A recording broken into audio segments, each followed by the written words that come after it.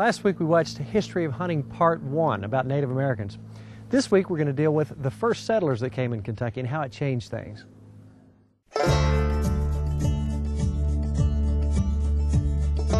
By the 1760s, you had a whole new type of American hunter called the long hunter.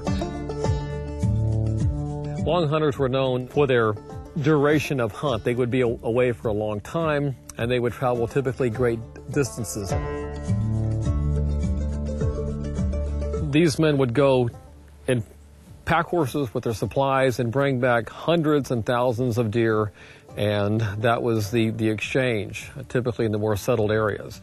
So it's massive amounts of deer skin. They're not eating the deer. It was very, very common to just come upon numbers of deer carcasses that were just rotting. The deer skins were imported throughout Europe. It was a massive industry, and nobody really thought about any hint of conservation. It was puzzling to the Indians. How do you deal with these men? For every deer that fell to a long hunter gun could have fallen to an Indian gun.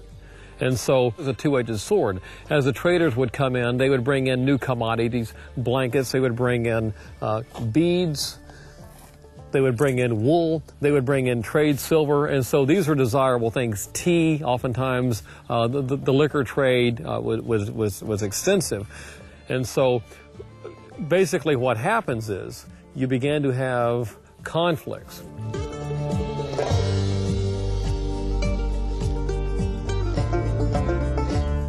They would shoot 9, 10, 12 buffalo, take all the tongues, leave the rest to rot.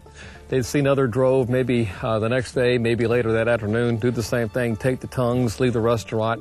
And that's, you know, in a drove that size, you're taking maybe 7 to 12 tons of meat.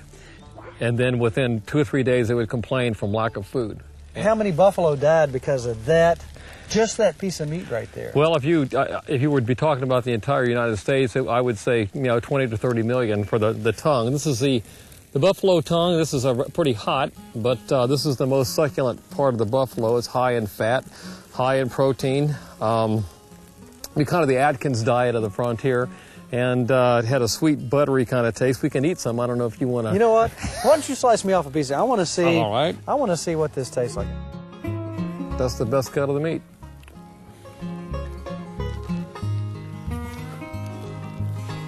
Wow. Good? Wow. I'm astounded. Right. Now, we got some other parts and pieces here that were Sure. valued as well. They like the bone marrow. The bone marrow was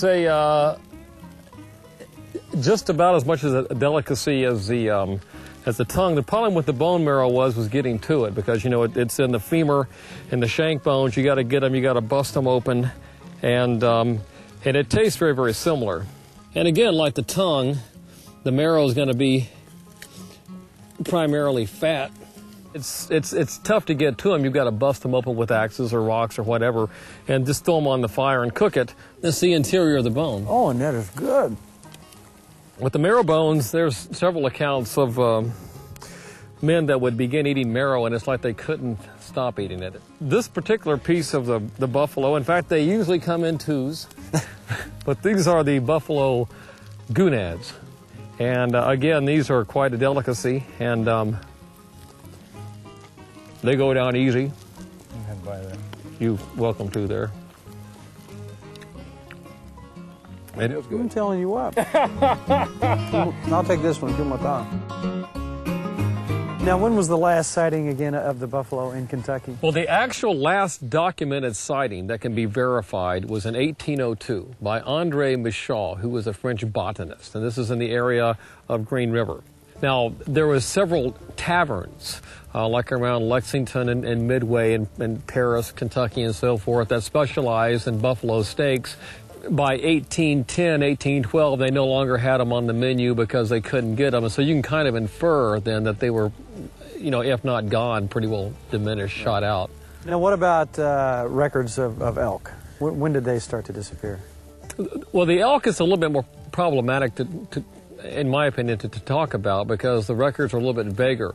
But again, by the time of statehood, 1792, the elk were thinning dramatically. I think that the last Kentucky sighting of elk is in the 1840s, 1850s. What was the most wasteful thing that happened? Every March, April, May, they would fire up the cane lands. They would just destroy literally thousands of acres of cane. You can read the accounts where the fires would burn at night. They would burn uncontrollably. They would sweep cabins. And so they were just, the most wasteful practice was probably not hunting, even though that was incredibly wasteful.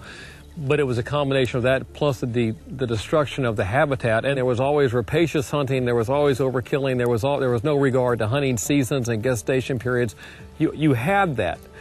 But probably the breeds could have survived if they would have maintained some sense of habitat, and they didn't. All right, tune in next week to part 3, and we'll call that one Restoration.